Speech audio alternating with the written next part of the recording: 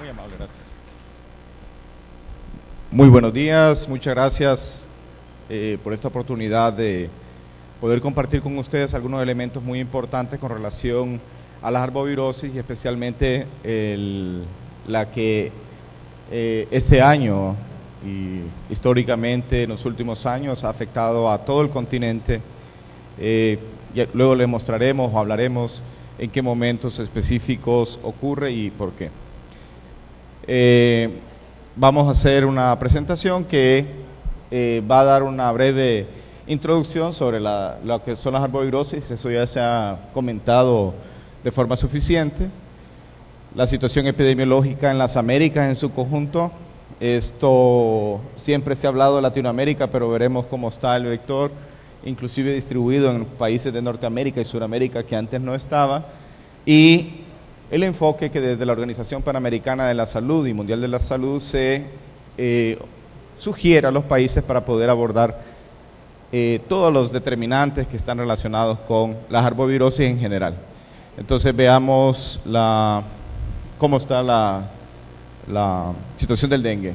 Decirles que el dengue, como una situación de análisis epidemiológica, no puede verse como un elemento aislado. Estamos teniendo una cantidad de enfermedades emergentes que día a día ponen al personal de salud en un reto muy importante desde el punto de vista clínico. Ya el doctor Pleites nos explicaba de una forma muy detallada y interesante el hecho de cómo identificar a los pacientes, pero él mismo decía, un choque anafiláctico, un choque por otra causa, etcétera, un rash, una conjuntivitis, unas características clínicas que podrían ser cualquier otra cosa.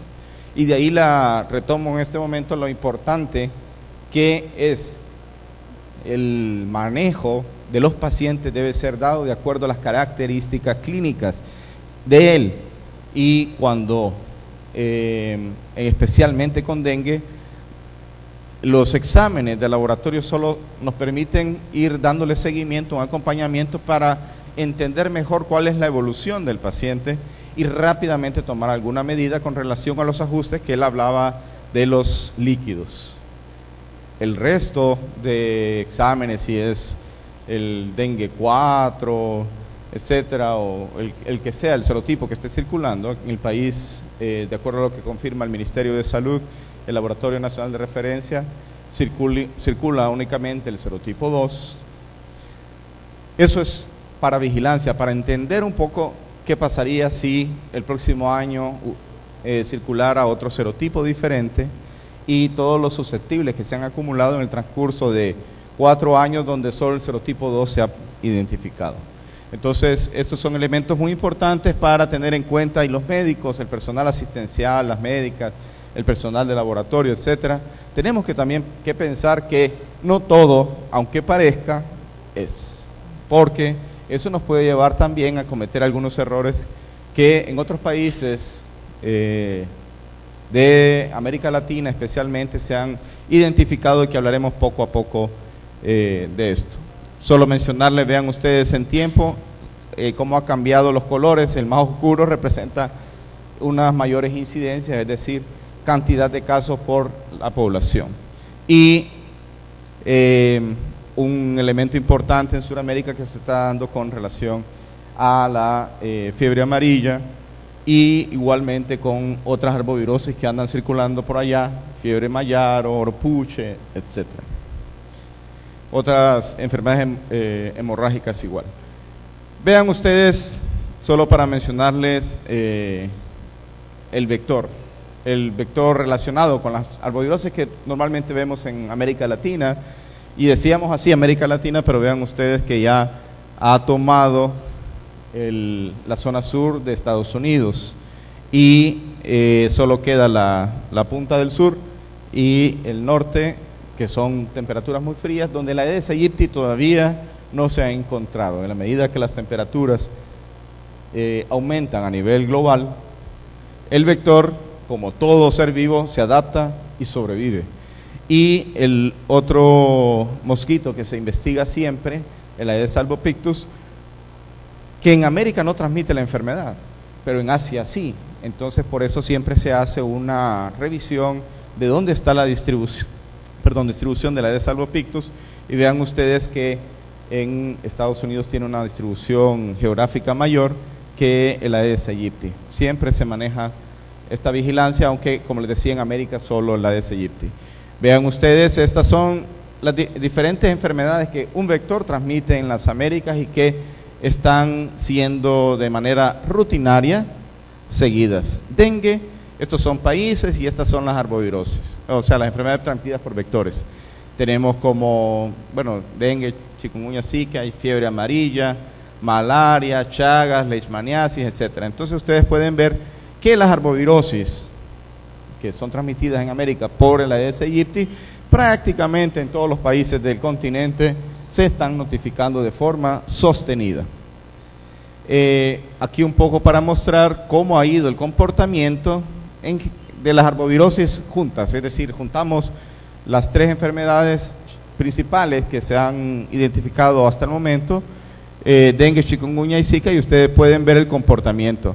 En estos años previos, por supuesto, la carga del dengue fue muy grande. Acá, en estos años de entre el 2013 al 2016, chikungunya primero y luego zika aportaron una cantidad muy grande de casos.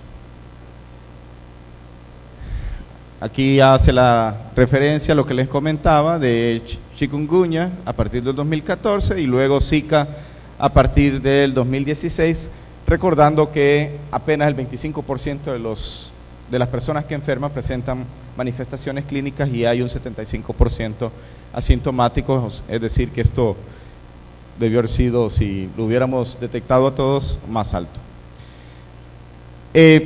Hay un elemento importante también, porque yo no sé si ustedes han escuchado, bueno, ¿y qué está pasando con el dengue? ¿Será que hay un supervirus, el virus cambió, pasó algo? Hay una sospecha, la gente está ansiosa, el personal médico también, porque está observando algo que aparentemente no es lo esperado. Primero, justo desde el 2014, con la entrada de chikungunya, eso asustó, alertó, hizo que los países iniciaran una intensificación, es decir, lo que hacían antes, en estos años, y luego con Zika y el riesgo de las enfermedades congénitas relacionadas o asociadas con Zika,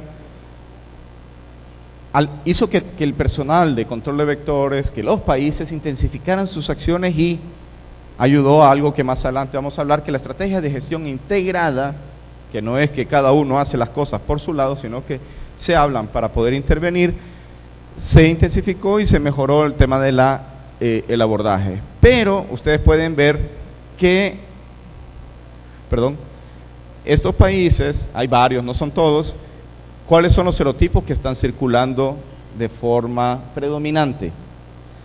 Y ustedes pueden ver que en algunos de ellos circulan 3 serotipos, pero no están circulando de forma simultánea. En general, a excepción de, por ejemplo, en la zona de Mesoamérica, México y Guatemala han confirmado la circulación de los 4 serotipos, pero la mayoría están circulando uno u otro, especialmente el 1 y el 2, como ustedes pueden ver, con una mayor persistencia. El doctor Pleites, el doctor César estaban comentando hay algo que es cíclico, hay algo que uno debe entender en la forma como se presentan las enfermedades. No es aleatorio, no es al azar, hay una lógica para la presencia de estas enfermedades. Ustedes pueden ver acá un poco el levantamiento. Estos levantamientos ocurren principalmente en las primeras secciones, el primer semestre del año, especialmente por Sudamérica y Brasil es el principal aportante. En el segundo semestre, Brasil está en invierno, temperaturas frías, y Centroamérica y el Caribe está con las temperaturas altas, que siempre las mantiene, y un elemento adicional que son las lluvias, que incrementan los depósitos que sirven de criaderos, y por eso en el segundo semestre los países centroamericanos, un poco el sur de México, Colombia, los países andinos, Venezuela y todo el Caribe aportan la cantidad de casos. Eso es sí o sí. Y cada 2, 3 años se presenta un año epidémico de dengue. Es la historia que se repite una y otra vez, porque mientras existan condiciones para que el mosquito se reproduzca y circule un virus, están las condiciones dadas para que esto ocurra. Entonces, periodos de falta de agua en el primer semestre, que obliga a acumulación, sobrevivencia del mosquito, lluvia en el segundo semestre, más depósitos para que estos mosquitos se reproduzcan, entonces son las condiciones ideales para la transmisión. Aquí son los países de Centroamérica y este es el Mesoamérica en su conjunto. Ok, ¿cómo estamos este año? Ustedes pueden ver, vean ustedes desde 1980 hasta 2019 lo que está ocurriendo. Eran pocos casos, sin embargo tenemos que decir algo, que la vigilancia epidemiológica ha venido evolucionando y mejorando.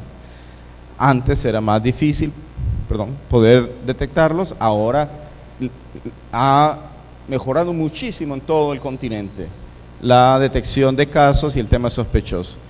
Y aquí el efecto de las acciones relacionadas con chikungunya y especialmente Zika, que alertó y preocupó mucho por el tema de las malformaciones asociadas al virus del Zika. Entonces eso creó una percepción de riesgo mayor, porque al final la gente está acostumbrada a tener el mosquito volándole y picándole, ¿no?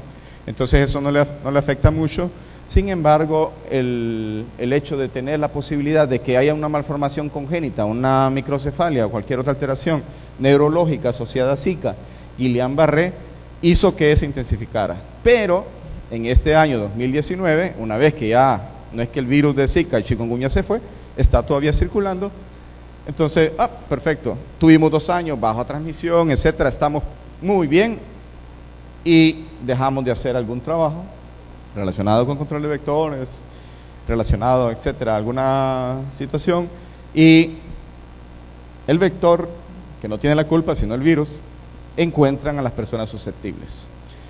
Y ustedes vean que en estos 10 años fueron 1,5 millones de casos, luego son casi 3 en el siguiente decenio, en los 90, en los 2000 6,8 millones, y llevamos 15 millones de casos en lo que va de este decenio, que termina ahora en el 2019.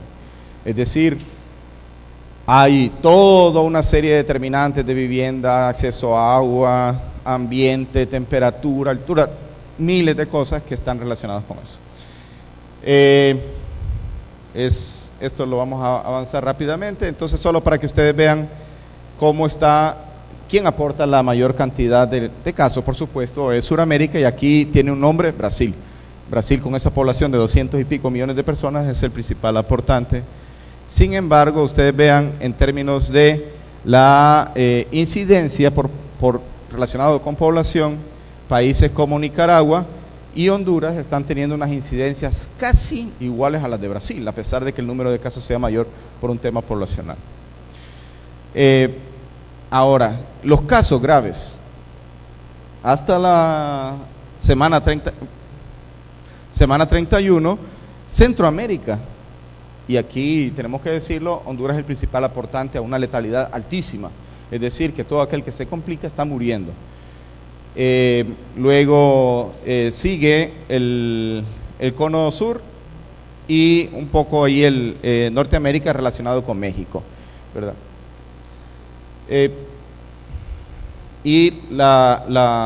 Ustedes ven la proporción de dengue graves por años. Como ustedes pueden notar, aquí teníamos, y eso fue lo que obligó que el doctor Pleites explicaba, en el 2010 ocurrió algo súper importante, y es que en 2009 empezó este bendito y muy buen estudio DENCO, que permitió entender un poquito mejor la fisiopatología de la enfermedad y especialmente le puso los ojos a la parte de complicaciones clínicas, y se identificaron estos aspectos que siempre tenemos que tener a partir de ahora en mente, que son los signos de alarma, y cambió y propuso un cambio de una clasificación epidemiológica, si ustedes se acuerdan, de dengue clásico, dengue hemorrágico, donde la hemorragia es una y no la más frecuente complicación del dengue. Entonces, por eso ahora ese estudio de ENCO que ocurrió en estos años permitió hacer ese cambio de forma de abordar la enfermedad y no solo pensar en hemorragia y pensar solo en plaquetas como un criterio relacionado a una complicación del dengue, sino más bien es que hay una serie de elementos, los signos de alarma, el dolor abdominal intenso, que suele confundirse con un abdomen agudo, las náuseas y vómitos persistentes, alteración de la conciencia en los niños, frialdad de miembros en niños muy frecuente. Ese abordaje permitió que a partir del 2010 se produjera de forma objetivamente medible una reducción de las muertes por el cambio de abordaje. Aquí, como estamos en el 2019, ustedes vean el dengue 1 y dengue 2 son los que están predominando en la mayoría de los países, y en la mayoría de los mismos el dengue 2 es el que está asociado a la mayor frecuencia de los casos graves, que es el serotipo que circula en el país. Sin embargo, el que tenga dengue 1 o dengue 4 no predispone a que una persona muere porque algo, desde que llegó al servicio de salud de forma tardía, o algo en el servicio no funcionó tan bien, que precipitó la muerte. Ninguna persona con cualquiera de los 4 serotipos, si llega a tiempo y es manejado correctamente, y con estos números que yo felicito al doctor Pleitez porque están súper claros, que le permite orientar a uno el abordaje de los casos, ninguno de los serotipos debería de matar a nadie. Aquí un poquito para mencionar en mapas lo anterior, y vamos rápidamente a pasar a lo que siempre se ha hablado de la estrategia de gestión integrada.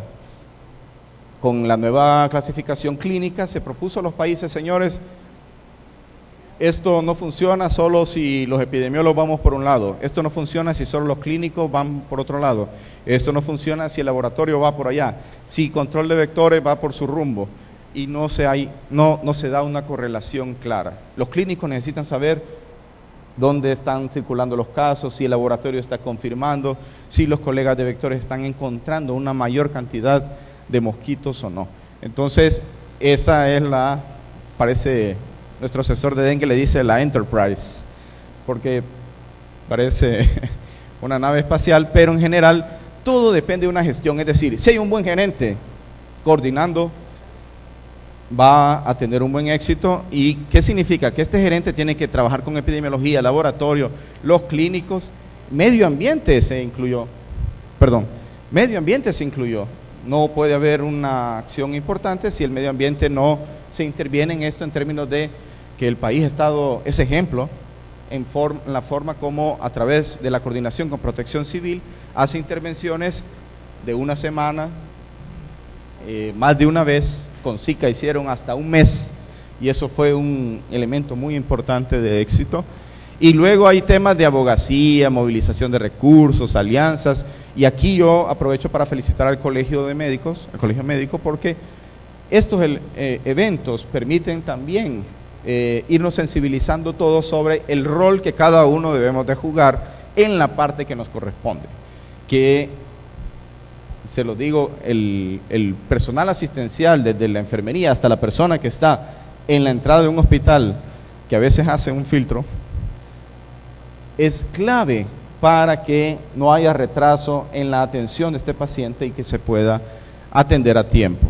El monitoreo de las intervenciones.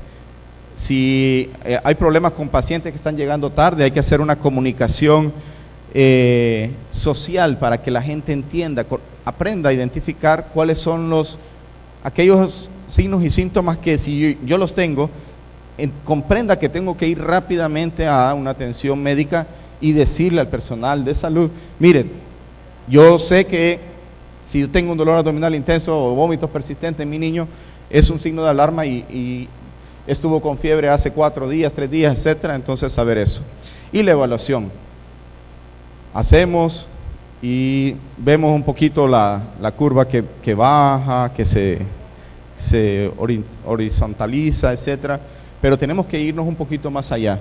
¿Por qué? Porque el siguiente año va a volver a ocurrir lo mismo. La historia nos está enseñando y cada 3 años vamos a tener una epidemia, eso es así. Entonces tenemos que aprender de nuestro pasado, ver el pasado, no para quedarnos en él, sino para aprender de él y corregir lo que no hicimos bien. Desde la Organización Panamericana de la Salud, ustedes saben, en el sitio web y el Ministerio de Salud también ha hecho siempre eco de estas alertas epidemiológicas, actualizaciones,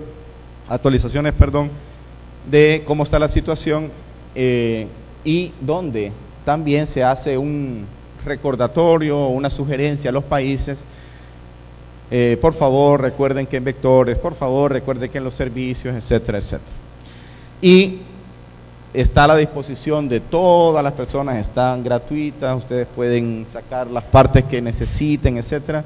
Una serie de elementos que los pueden orientar, y la última documento impreso de que, como decía el doctor Pleites, la semana pasada todavía estaba siendo revisada de cara a las otras arbovirosis especialmente, y el manejo de algunas poblaciones claves, por ejemplo, qué pasa con las personas obesas, qué pasa con las mujeres embarazadas, qué pasa con los adultos mayores, esto que el doctor Pleites ha estado mencionando, que uno lo mete todo en un saco y pretende, como que fuera casi siempre como una receta, aplicárselo a todos y no es tan fácil.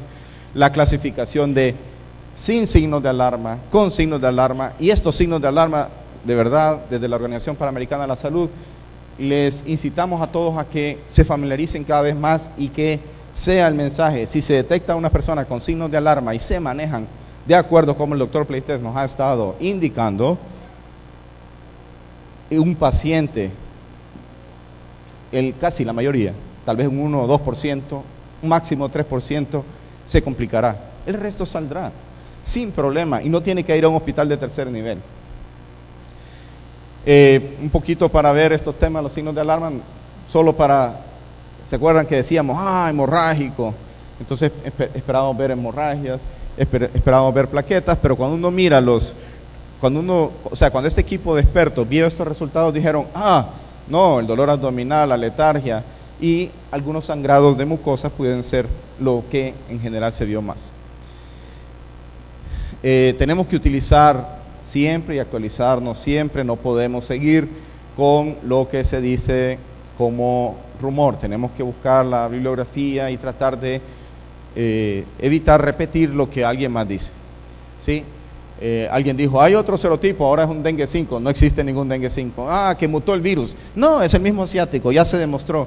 El país hace 2 semanas mandó unas muestras, se van a procesar en México, en el INDRE, que es el laboratorio supranacional, todavía no tenemos los resultados, pero Honduras, México, Guatemala, veremos qué pasa con El Salvador, estamos seguros, es la misma variante asiática, es decir, no hay ninguna mutación, no hay algo de eso relacionado, pero tenemos que estar leyendo la bibliografía científica para que nos oriente al respecto. Hay muchísima información al respecto que ustedes pueden trabajar. Esto se les dijo ya y es fisiología. Señores, tenemos que recordar, y en momentos de crisis es cuando más se necesita estos protocolos y no confiar necesariamente en nuestra memoria pensando que lo sabemos y que se nos puede escapar un detalle importante. Y en el anterior, esto debe ser siempre un patrón clave. Se debe informar a la población para que la población aprenda y haga su parte. El personal de salud por sí mismo no va a poder hacer lo que cada uno le toca para poder prevenir la enfermedad. Hay unos nuevos elementos que en la atención de pacientes tenemos que decir es súper importante. Un establecimiento de salud desde el primer nivel hasta un hospital de tercer nivel tiene que prepararse y saber que en el segundo semestre va a tener un incremento de casos. Si va a tener un incremento de casos, le va a saturar cuántas camas tiene, si tiene unidades de cuidados intermedios, si tiene unidades de cuidados intensivos. ¿Y qué pasa? ¿Mezclaré los pacientes o tendré que hacer algo que se recomienda que se llama readecuación de una sala especial para poder atender a los pacientes? Porque los colegas clínicos siempre hablan del manejo enzimático del paciente en el sentido de estar permanentemente viendo los signos vitales, porque la progresión de la gravedad es de horas, no es hoy está bien y mañana o pasado mañana se va a poner mal, no, sino que el paciente llega caminando y ya empieza a tener las manifestaciones clínicas que dijo el doctor, y cada 30 minutos, cada hora, dependiendo de la evolución del paciente, hay que estar viendo con los signos vitales para poder hacer los ajustes necesarios. Un poco lo que les decía, que va a tener esta nueva versión algunos elementos que van a ayudar muchísimo. ¿Qué pasa con los hipertensos, los diabéticos, las personas con enfermedad renal? ¿Hay llegado ahí? ¿Por qué? Y ustedes dirán, ¿y por qué? Porque la vigilancia epidemiológica, el trabajo con epidemiología ha permitido identificar que las personas que están falleciendo es porque tienen también, adicional a que se enferman con el virus del dengue, alguna enfermedad o comorbilidad que les precipita la muerte. Señores, esto no es el del Salvador, sino son ejemplos que se recogen de diferentes partes. El doctor Pleites es uno de los miembros clave de algo que se llama el Grupo Técnico Asesor de Dengue de las Américas, y parte clave en este estudio de ENCO a nivel mundial que llevó a cambiar este tema de la clasificación. Hay órdenes, diagnósticos que no se comprenden, y estas cosas son las que también juegan un rol, no solo el virus, no solo el zancudo, no solo que esté saturado un hospital, sino que si no se hace un buen diagnóstico, si no se dan las instrucciones correctas, va a ser bien difícil también poder hacer el seguimiento al mismo. Y se nos da esto, se satura, eso parece más a veces un mercado que una sala de atención, y para un personal que está en la noche, un fin de semana, en las salas, debe ser una locura tener que atender a todo esto, ¿no? Entonces, hasta en los pasillos. Entonces, ¿qué mensajes claves tenemos? Uno, la situación epidemiológica es compleja, pero no es nueva. Y ya está claro qué hay que hacer. Cada uno ya sabe qué hacer. No hay que hacerlo por su lado, yo voy a hacer tal cosa, no. Hay que coordinarlo con los diferentes lugares, y allí, por ejemplo, los mapitas son súper claros, los que nos presentó el doctor Velázquez. Miren, ¿qué pasa en Occidente? ¿Qué pasa ahí en la región paracentral? ¿Qué está pasando en la región central? Oriente está relativamente tranquilo. ¿Cuál es el mapa de Honduras? ¿Cuál es el mapa de Guatemala en términos de la enfermedad? La estrategia de gestión integrada, esto que les digo, parece, todos los países de América tienen una EGI, sin embargo es muy difícil sentarnos todos, discutir entre todos y tomar decisiones entre todos. No es que el entomólogo, que aprovecho comentarles que en El Salvador, en la oficina de OPS tenemos a una entomóloga, la doctora Damasceno, que está con nosotros ahora acá, y es un área que debemos de fortalecer para hacer y prepararnos en temas del control de vectores, porque es súper importante el trabajo articulado, no es solo de un grupo. Y es el modelo de trabajo sólido que, cuando se ha aplicado bien, se aplicó en chikungunya y Zika, dio unos resultados muy buenos en la mayoría de los países. Hay guías clínicas, todas las muertes por dengue, todas son evitables a través de un adecuado diagnóstico y manejo, todas. Así dicho, si alguna muerte no es evitable es porque algo falló, ya sea antes de llegar al servicio o en el servicio. Y le recalco para los colegas clínicos, están bombardeados por una serie de amenazas, riesgos, enfermedades. No hay que cerrar la mente y decir, como me está llegando solo esto, voy a pensar que solamente es esto. No, tiene que haber una actualización de qué está ocurriendo dentro del país, alrededor del país, en el mundo, para que el abordaje de cualquier paciente no nos cierre los ojos y un rash, conjuntivitis y fiebre, ¿será sarampión? Si lo viéramos así, o será también dengue. Así que muchísimas gracias, espero no haberlos aburrido demasiado con esta presentación, pero creo que fue